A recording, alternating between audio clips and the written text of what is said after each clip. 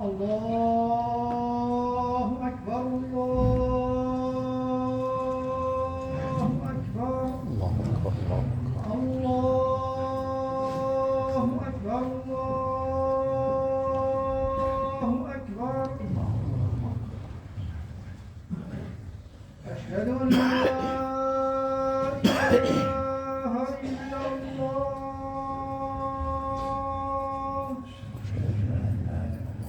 أشهد أن لا إله إلا الله أشهد أن محمدا رسول الله أشهد أن محمدا رسول الله حي على الصلاة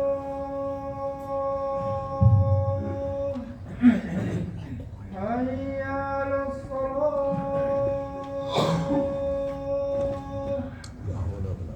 حي على الفلاح ولا حول ولا قوة إلا بالله. حي على الفلاح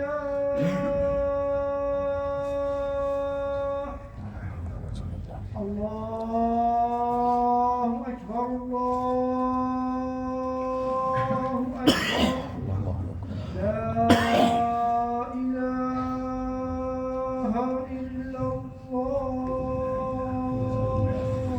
لا إله إلا الله وحده لا شريك له له الملك وله الحمد وهو على كل شيء قدير. اللهم صل على سيدنا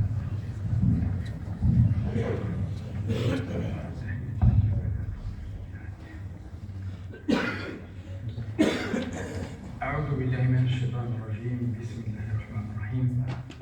سبحانك اللهم لا علم لنا إلا ما علمتنا إنك أنت العليم الحكيم. سبحانك اللهم لا فهم لنا إلا ما فهمتنا إنك أنت الجواد الحليم. الحمد لله الحمد لله الذي جعل الدنيا دار عمل ولا حساب، والآخرة دار حساب ولا عمل. وأشهد أن لا إله إلا الله وحده لا شريك له، وأشهد أن محمدًا عبده ورسوله. أدى الرسالة وبلغ الأمانة ونصح الأمة وجاهد في الله حق جهاده حتى أتاه اليقين. اللهم جازي سيدنا محمد عنا خير ما جزيت به نبي عن أمتي ورسول عن تبليغ رسالتي. آمين. أما بعد،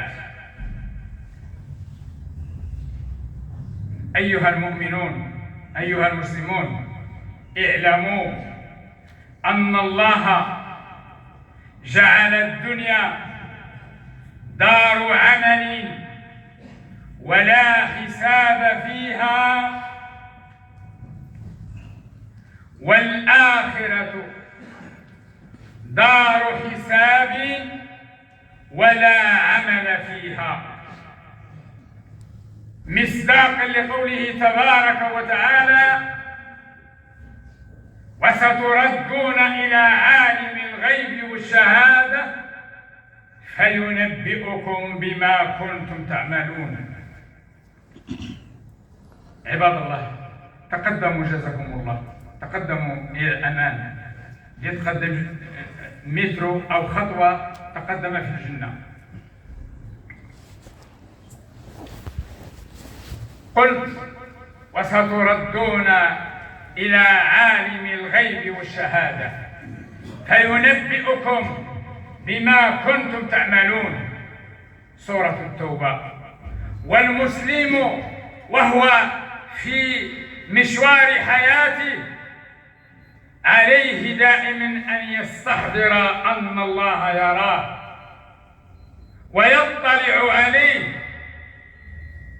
قال تعالى: وهو معكم أينما كنتم والله بما تعملون بصير. سورة الحديد. فهو رقيب على كل عبد، شهيد على عمله حيث كان وأين كان، من بر أو بحر، في ليل أو نهار. وكان رسول الله صلى الله عليه وسلم وهو المؤيد بالوحي يقول: أنا أخوفكم لله. الحديث رواه البخاري. ويقول: والله إني لأخشاكم لله وأتقاكم له. والحديث رواه أيضا البخاري. وقد ثبت في الصحيح أن الرسول صلى الله عليه وسلم قال لجبريل لما سأله عن الإحسان، قال: أن تعبد الله كأنك تراه، فإن لم تكن تراه فإنه يراك. وقال رجل: يا رسول الله، ما تزكية المرء نفسه؟ قال: يعلم أن الله معه حيث كان. ومن صفات وأخلاق المؤمنين أنهم يخشون ربهم ويخافون سوء الحساب. سورة الرعد. وخشية الله في الدنيا أمان يوم القيامة، بدليل القرآن: إن الذين يخشون ربهم بالغيب، إن الذين يخشون ربهم بالغيب لهم مغفرة وأجر كبير. سورة الملك. ويقول الحق سبحانه: وأما من خاف مقام ربه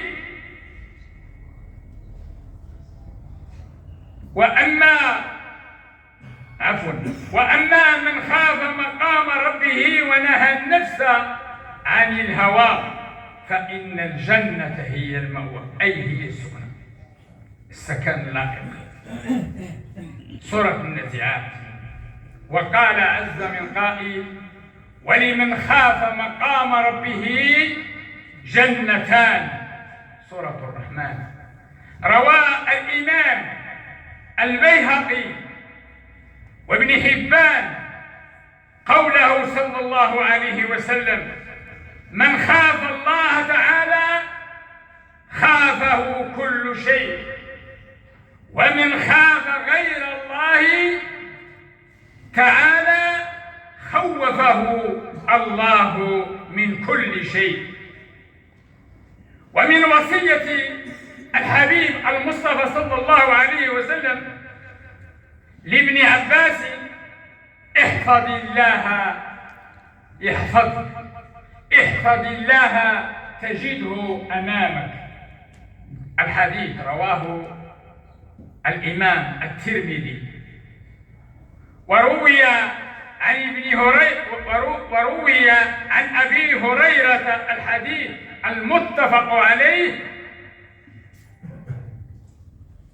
إن الله يغار، وغيرة الله تعالى أن يأتي المرء ما حرم الله. وقد جعل الله على كل عبد ملكين عن اليمين وعن الشمال، فأما الذي عن اليمين فيسجل الحسنات، وأما الذي عن اليسار فيسجل السيئات، حتى إذا مات العبد طويت صحيفته وجعلت في عنقه حتى حتى يبعثه الله تعالى يوم القيامة. ويقول الحق سبحانه: وكل إنسان ألزمناه طائره في عنقه ونخرج له يوم القيامة كتابا يلقاه منشورا. ويقال لهذا الإنسان: اقرأ كتابك كفى بنفسك اليوم عليك حسيبا. سورة الإسراء. وقال تعالى: إذ يتلقى المتلقيان عن اليمين وعن الشمال قعيد ما يلفظ من قول إلا لديه رقيب عتيد.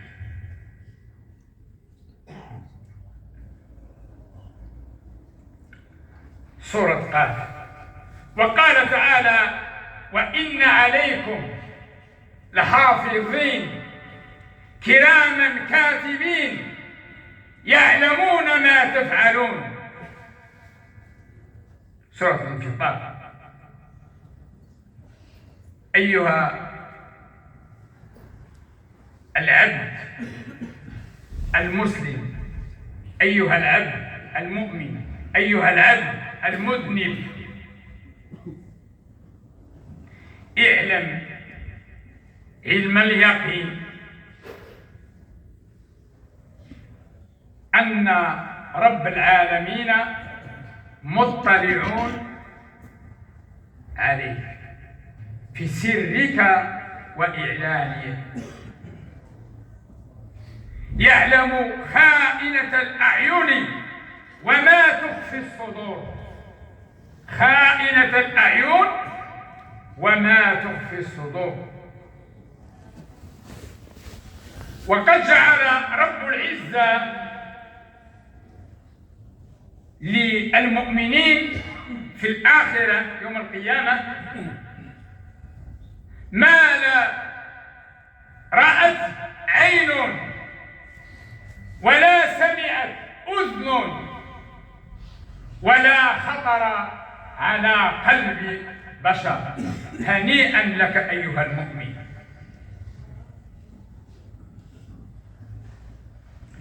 عباد الله، إن الملائكة لا يتركون صغيرة ولا كبيرة إلا سجلوها، أي سجلوها على العبد. ويوم القيامة تعرض على العبد الأعمال إما وإما، فيقال له: هذا كتابنا ينطق عليكم بالحق، إنا كنا نستنسخ ما كنتم تعملون. سورة الجاثية. وقال تعالى: ووضع الكتاب يوم القيامة، ووضع الكتاب فترى المجرمين مشفقين مما فيه ويقولون يا ويلتنا ما لهذا الكتاب لا يغادر صغيرة ولا كبيرة إلا أحصاها ووجدوا ما عملوا حاضرا ولا يظلم ربك أحدا. ووجدوا ما عملوا في الدنيا من خير أو شر مسجل عليه.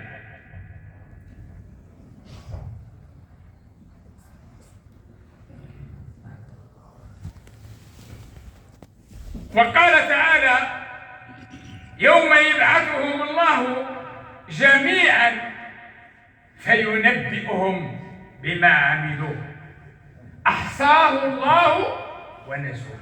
نسينا احنا، أحصاه الله ونسوه والله على كل شيء شهيد.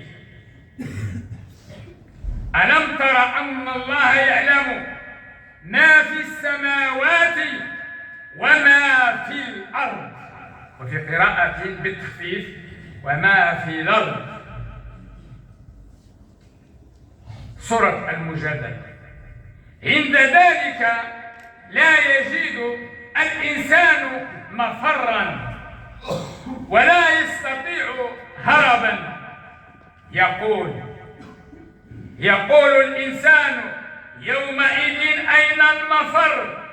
كلا لا وزر إلى ربك يومئذ المستقر.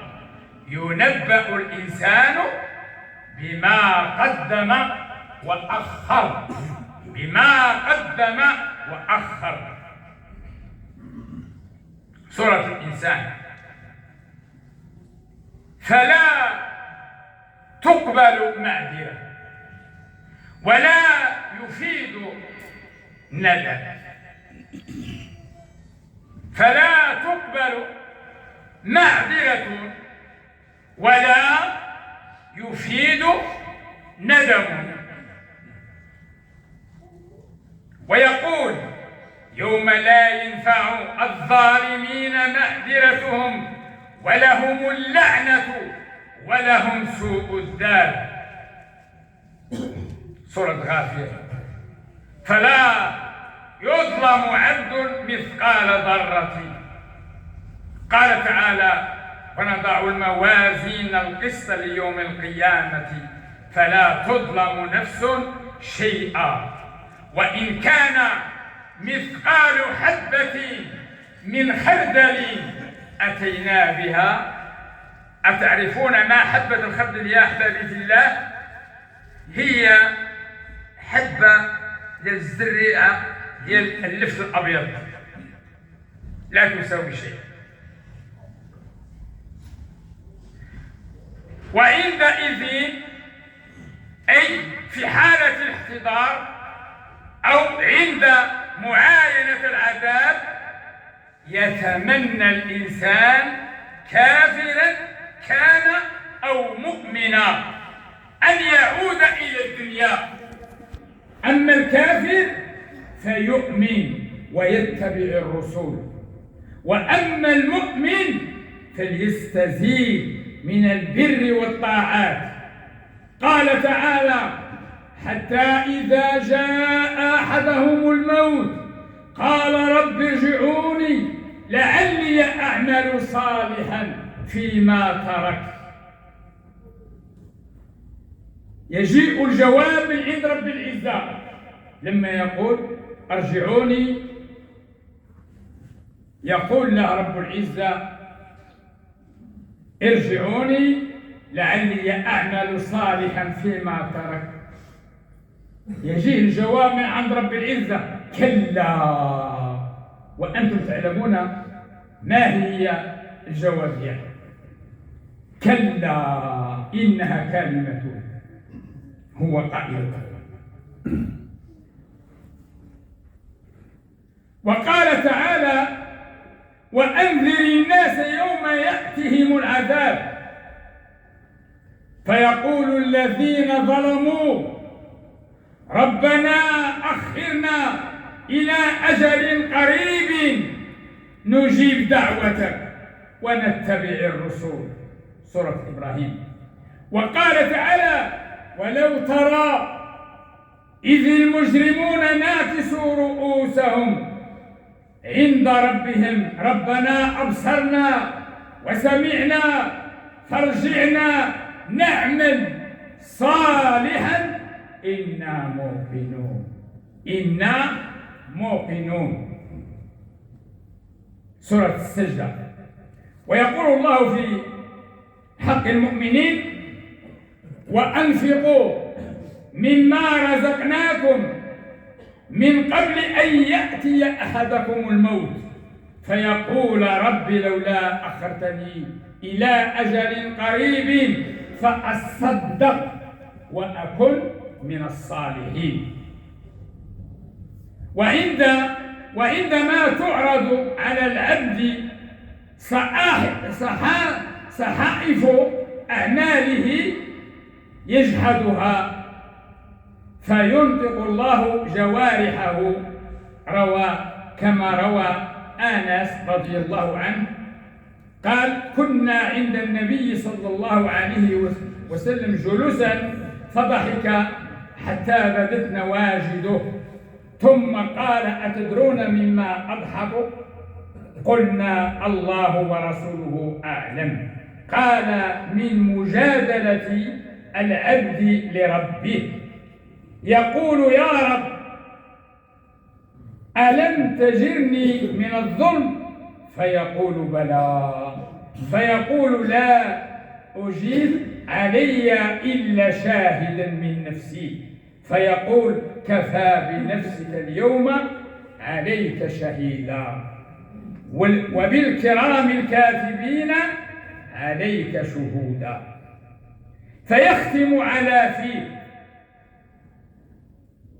ويقال لأركانه: انطقي، فتنطق بعمله، طيب أو العكس، خيرا أو شرا. ثم يخلى بينه وبين الكلام، فيقول لأركانه: بعدا لكن وسحقا، فعنكن كنت أناضل. والحديث رواه مسلم والنسائي. قال تعالى: اليوم نختم على أفواههم وتكلمنا أيديهم وتشهد أرجلهم بما كانوا يكسبون. سورة ياسين. وقال: ويوم يحشر أعداء الله إلى النار فهم يوزعون، حتى إذا ما جاءوها شهد عليهم سمعهم وأبصارهم وجلودهم بما كانوا يعملون. وقالوا لجلودهم: لم شهدتم علينا؟ قالوا: أنطقنا الله الذي أنطق كل شيء. يعني الشهود ديما حاملهم معك. سورة فصلت. وقال رب العزة: يوم تشهد عليهم ألسنتهم وأيديهم وأرجلهم بما كانوا يعملون. صدق الله العظيم. بارك الله لي ولكم في القرآن العظيم، وغفر الله لي ولكم، فاستغفروه إنه هو الغفور الرحيم.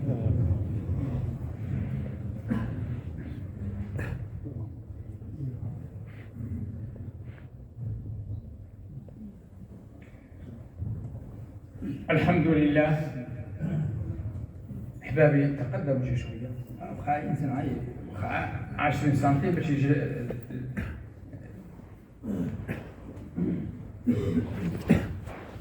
الحمد لله، الحمد لله رب العالمين، والعاقبة للمتقين، ولا عدوان إلا على الظالمين، وأشهد أن لا إله إلا الله وحده لا شريك له، وأشهد أن محمدًا عبده ورسوله صلى الله عليه وعلى آله وأصحابه وذريته الطيبين.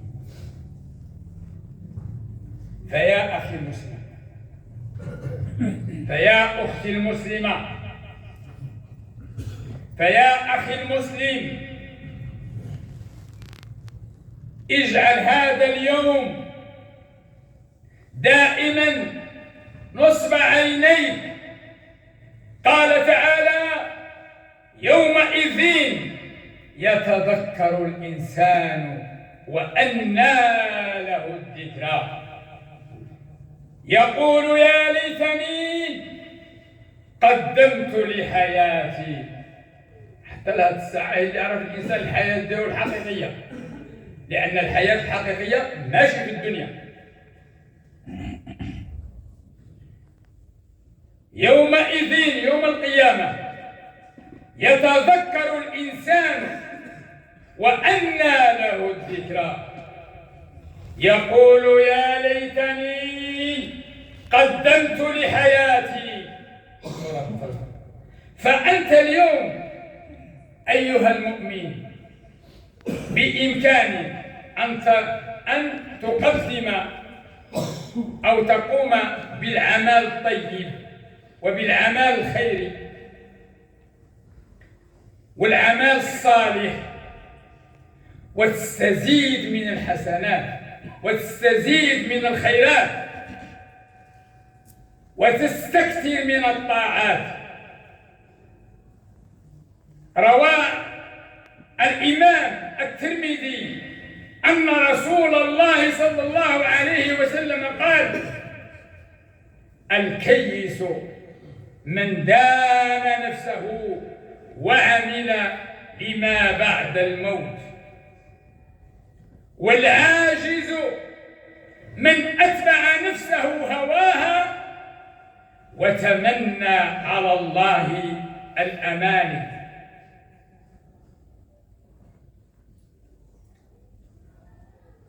لأن رسول الله صلى الله عليه وسلم قال: اتق الله حيثما كنت، وأتبع السيئة الحسنة تمحوها، وخالق الناس بخلق حسن، أو كما قال رسول الله صلى الله عليه وسلم. أيها المؤمن،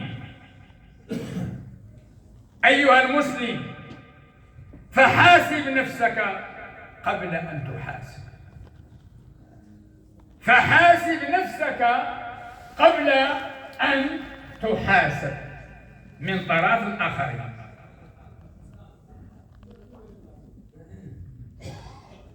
قال عليه الصلاة والسلام: إذا أراد الله بعبد خيرا جعل له واعظا من قلبه. وقال الإمام علي رضي الله عنه: من كان له من قلبه واعظ كان عليه من الله حافظ.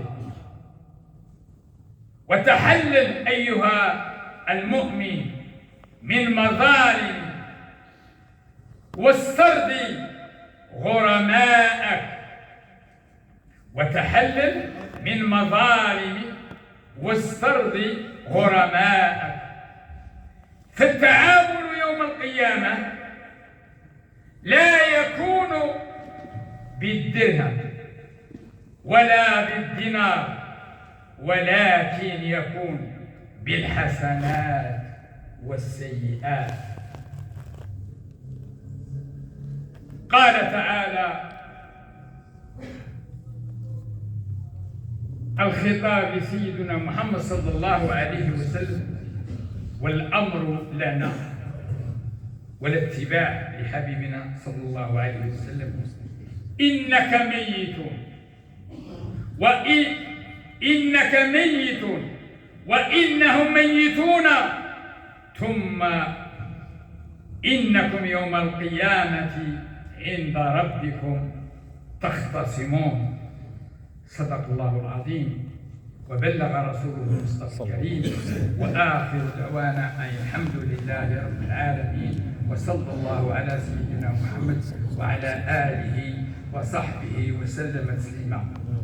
اللهم أصلح لنا ديننا الذي هو عصمة أمرنا، وأصلح لنا دنيانا التي فيها معاشنا، وأصلح لنا آخرتنا التي فيها معادنا، واجعل الحياة زيادة لنا في كل خير، والموت راحة لنا من كل شر.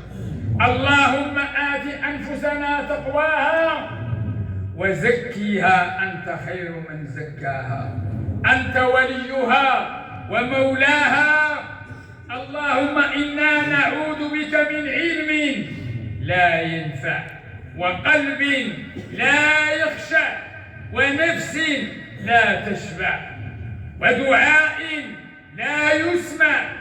اللهم طهر قلوبنا من النفاق وأعمالنا من الرياء وألسنتنا من الكذب وأعيننا من الخيانة. إنك تعلم خائنة الصدور، إنك تعلم خائنة الصدور، إنك تعلم خائنة الأعين وما تخفي الصدور.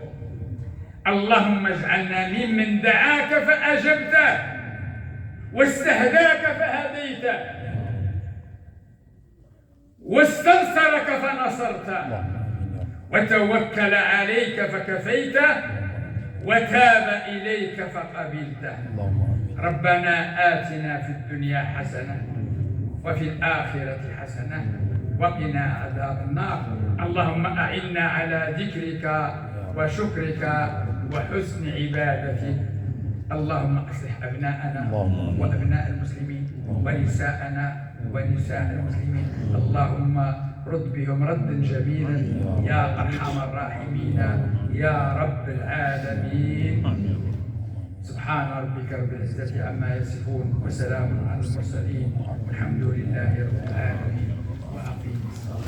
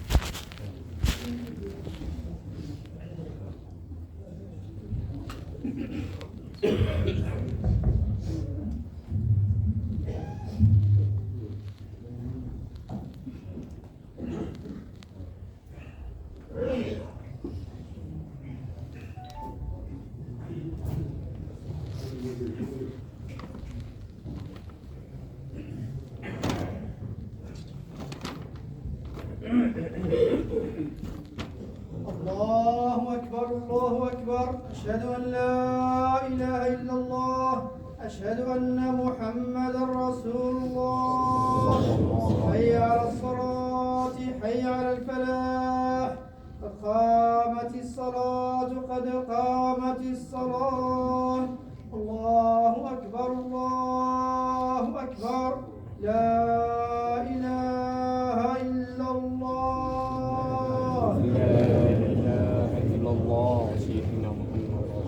استووا واعتدلوا وتراصوا يرحمكم الله. استووا لأن تسوية الصفوف من تمام الصلاة. واخشعوا في صلاتكم وصلوا صلاة المودع. أتعرفون ما صلاة المودع؟ هو الذي يصلي الظهر ويتوفى قبل العصر. هذا هو صلاة المودع كما قال رسول الله صلى الله عليه وسلم: سدوا الهواتف جزاكم الله وأنفقوا على بيت الله يكرمكم الله. لأن أحسن ما يتنافس فيه المؤمن كما قال رب العزة: وفي ذلك فليتنافس المتنافسون، وهو الخير. خصوصا هذا بيت الله، كل من سجد سجدة واحدة كتب له أجرها. صاحب السجدة لا ينقص منه شيء، وأنت نصيبك. استووا.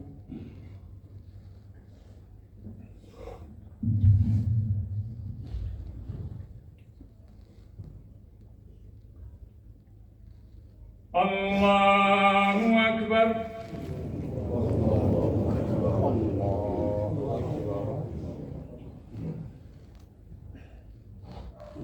الحمد لله رب العالمين الرحمن الرحيم مالك يوم الدين. إياك نعبد وإياك نستعين اهدنا الصراط المستقيم صراط الذين أنعمت عليهم غير المغضوب عليهم ولا الضالين.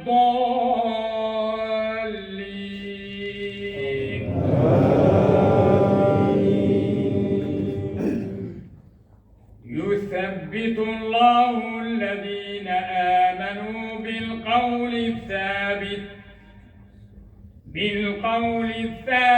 في الحياة الدنيا وفي الآخرة ويضل الله الظالمين ويفعل الله ما يشاء. ألم تر إلى الذين بدلوا نعمة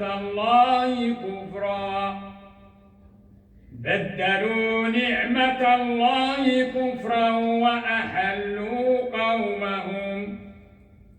وأحلوا قومهم دار البوار جهنم يصلونها وبئس القرار. وجعلوا لله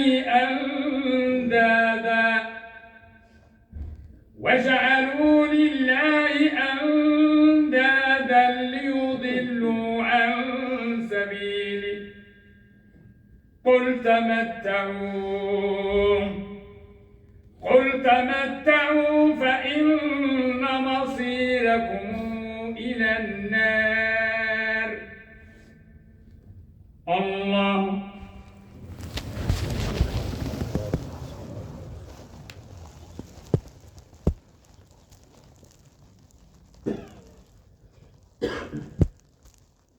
سمع الله لمن حمده.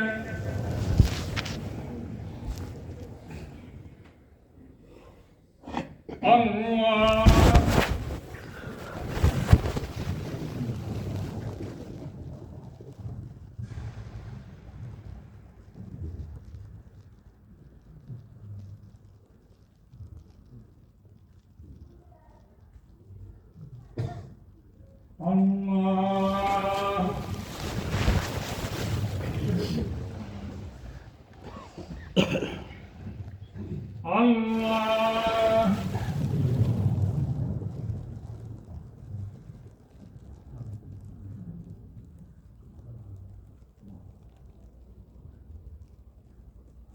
الله أكبر.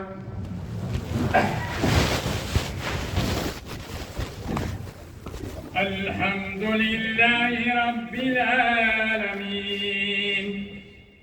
الرحمن الرحيم ملك يوم الدين. إياك نعبد وإياك نستعين. اهدنا الصراط المستقيم صراط الذين أنعمت عليهم غير المغضوب عليهم ولا الضالين.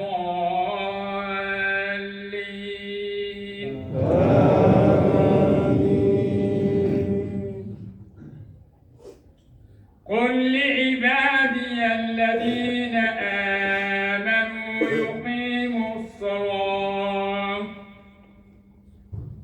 وينفقوا مما رزقناهم سرا وعلانية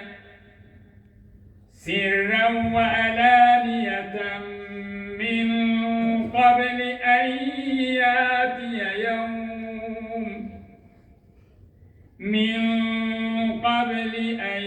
يأتي يوم لا بيع فيه ولا خلال. الله الذي خلق السماوات والأرض وأنزل من السماء ماء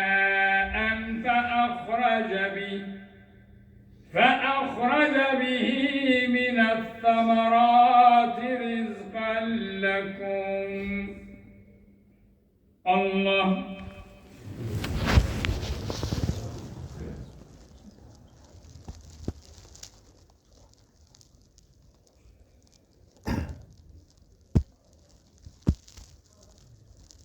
سمع الله لمن حمده.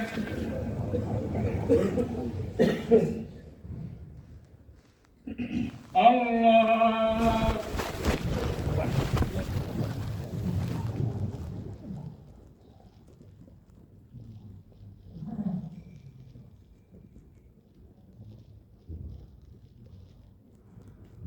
الله.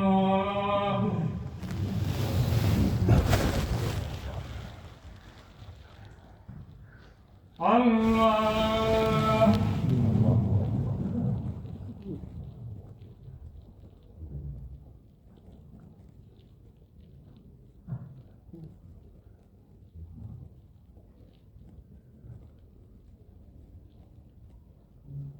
الله.